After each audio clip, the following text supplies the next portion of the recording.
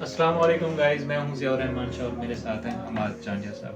حماد چانڈیا صاحب آج مجھ سے پوچھ رہے ہیں کہ یار پی پی ایس سی کو میں نے دینا ہے اور پی پی ایس سی کیسے کریک کریں، تو میں اس کے سامنے 5-6 سبجیکٹ رکھ رہا ہوں اور ہر سبجیکٹ پر ہم الگ الگ ایک ویڈیو بنائیں گے۔ لیکن آج ہمارا جو سبجیکٹ ہے وہ اسلامیات، اور اسلامیات میں 6-7 ایسے نکات بتاؤں گا، مطلب 6-7 ایسے باب بتاؤں گا جن میں سے MCQs آتے ہوتے ہیں اور ہر سال وہ ریپیٹ ہوتے رہتے ہیں۔ آج ہمارا اسلامیات ہے، اسلامیات میں 5-6 نکات بتا رہا ہوں، اور اس کا پہلا نکات ہے کہ سیرت النبی حضرت محمد صلی اللہ علیہ وسلم۔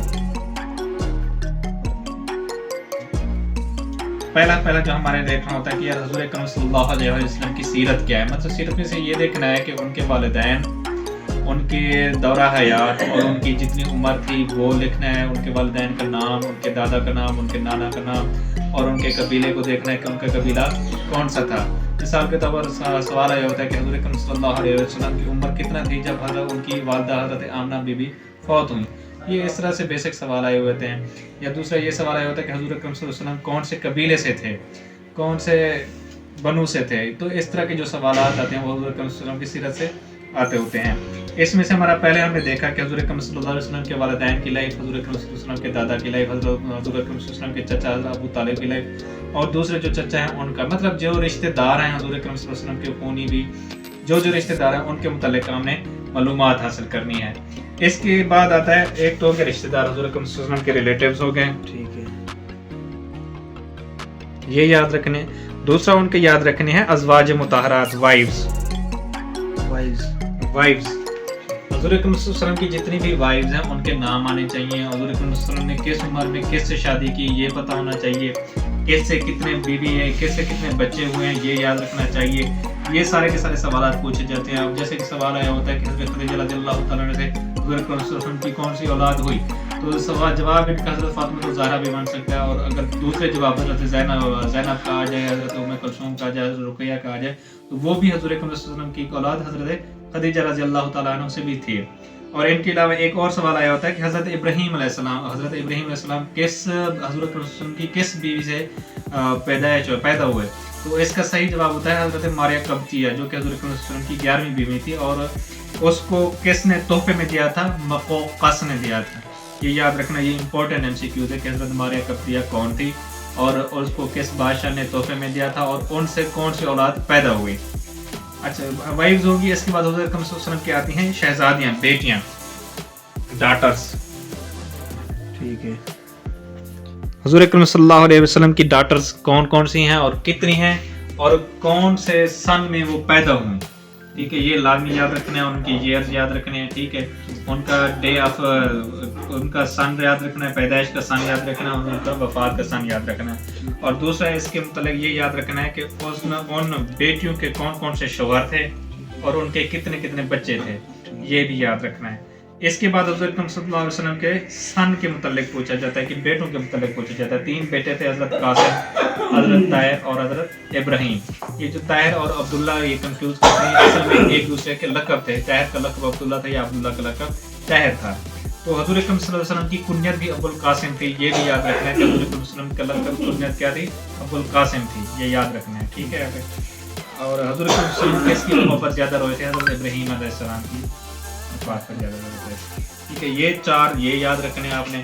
اور دماد وہ ہے، آپ کو کہا کہ بیٹیوں کے شوہر کے نام، یہ تو ہوگی حضور اکرم صلی اللہ علیہ وسلم کی سیرت نبی صلی اللہ علیہ وسلم۔ اس کے بعد ہم نے دوسرا چیپٹر دیکھنا ہے غزوات کا، کہ غزوات کس سن میں ہوئے، اور یہ یاد رکھنا ہے کہ کس سن میں جو غزوات ہوئیں اس وقت کون سا سپاسلار تھا، ٹھیک ہے، یہ یاد رکھنا ہے۔ اور شہداء کا نام اگر آتا ہے تو وہ یاد رکھنا ہے، نہیں تو تعداد یاد رکھنی ہے کہ کون سی جنگ میں کتنے شہداء شہید ہوئے، ٹھیک ہے، یہ یاد رکھنا ہے۔ غزوات کے لحاظ سے آپ نے ایئرز یاد رکھنا ہے، اور یاد رکھنا ہے کمانڈرز، یعنی کہ سپاسلار یاد رکھنا ہے ان کے نا، ٹھیک ہے۔ یہ 2-3 چیزیں یاد رکھنی ہے، اور یہ یاد رکھنا ہے کہ کون سا غزوہ کس جگہ پر ہوا اور وہاں ہم نے کون سا علاقہ فتح کیا تھا، ٹھیک ہے، یہ بھی یاد رکھنا ہے۔ غزوات کے لحاظ سے آپ نے ساری چیزیں یاد رکھنی ہے، ٹھیک ہے۔ اب عموماً یہ سوال پوچھا جاتا ہے جنگ قادسیہ، جنگ قادسیہ جو کہ ایک بہت امپورٹنٹ جنگ ہے، اس میں ہم نے کون سے علاقے کو فتح کیا۔ تیسرے نمبر پر ہم دیکھ رہے ہیں قرآن۔ قرآن میں یہ چیزیں لازمی دیکھنی ہیں کہ قرآن میں جو ارکان اسلام ہیں ان کا ذکر کتنی بار آیا ہوا ہے, مطلب پلرز آف دا اسلام دیکھنے ہیں.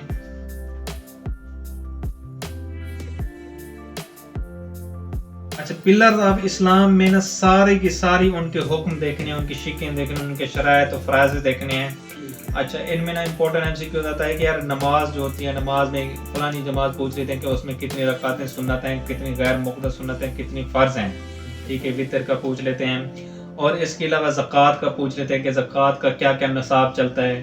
اس کے علاوہ روزے کے متعلق پوچھ لیتے ہیں, روزہ نہ رکھنے کے کفارہ کیا, اگر روزہ توڑ دو اس کا کفارہ کیا ہوگا, اس طرح. اور حج کے مناسک تو اکثر ہی پوچھ لیتے ہیں کہ حج کے فلاں فلاں مناسک ہیں, اس کا کیا مطلب ہوتا ہے اور یہ کیسے ادا کیے جاتے ہیں.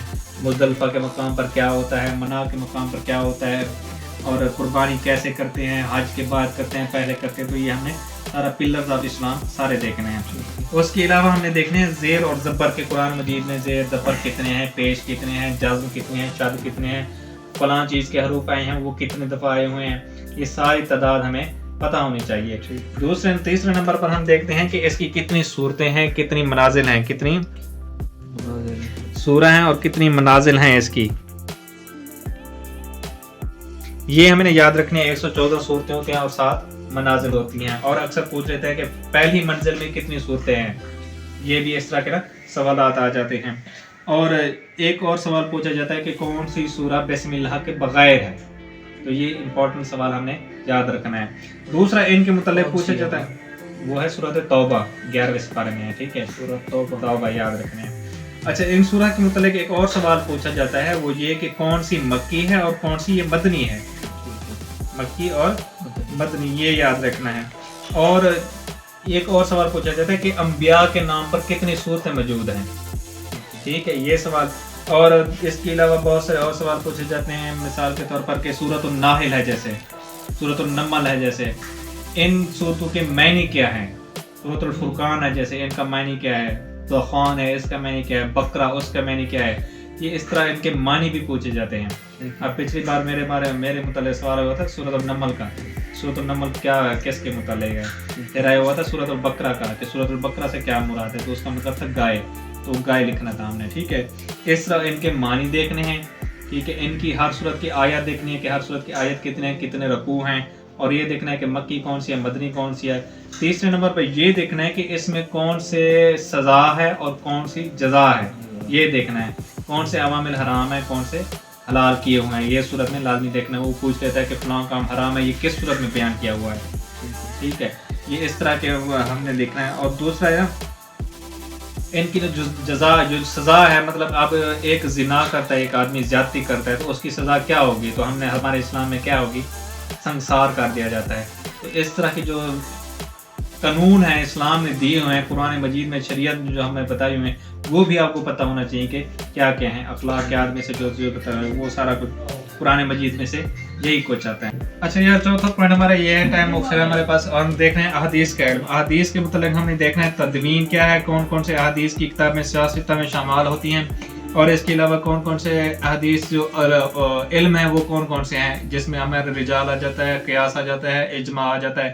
یہ ساری چیزیں کرنی ہے. اور قیاس کا, اجماع کا, یہ اکثر پوچھ لیتے ہیں کہ قیاس کیا ہے, قیاس کی اقسام کیا ہے, اجماع کیا ہے, اجماع کے قیام کیا ہے, حدیث کی اقسام کیا ہے, حدیث کے علم کو کیا کہا جاتا ہے, حدیث کی کمپائلیشن کو کیا کہا جاتا ہے. یہ سارے پوچھ لیتے ہیں. سیاست کے متعلق پوچھ لیتے ہیں. 5 نمبر ہم نے دیکھنا ہے کہ انبیاء کے متعلق کون سے انبیاء کا کیا کیا کاروبار تھا, کیا کیا اس کی بیوی تھی, کیا کیا تھا وہ. یہ اسلامیت میں جتنے بھی انبیاء ہیں وہ بھی ہم نے کور کرنے ہیں.